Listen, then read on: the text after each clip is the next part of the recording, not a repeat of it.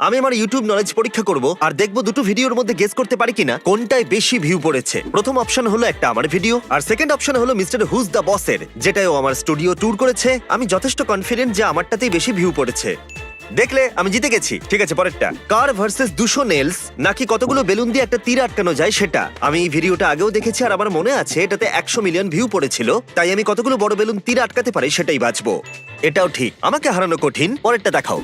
ও ভাই, আমি সত্যিই জানি না যে টুডে কুকির মানেটা কি। এর মানে কি এটা বানাতে 2 দিন সময় লেগেছে? আমার মন বলছে F1 কারের ভিডিওটা বেশি ভিউ পেয়েছে।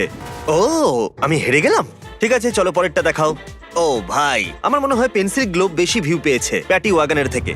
ইয়েস, আমি পেরেছি। পরেরটা দেখাও। আমি টেস্ট করে দেখলাম সস্তা ভার্সেস দামি অ্যামাজন গ্যাজেট, নাকি প্রো শেফ আর হোম কুক মশলা অদল বদল করেছে। আমি শেফের ভিডিওটাই বেছে নেব।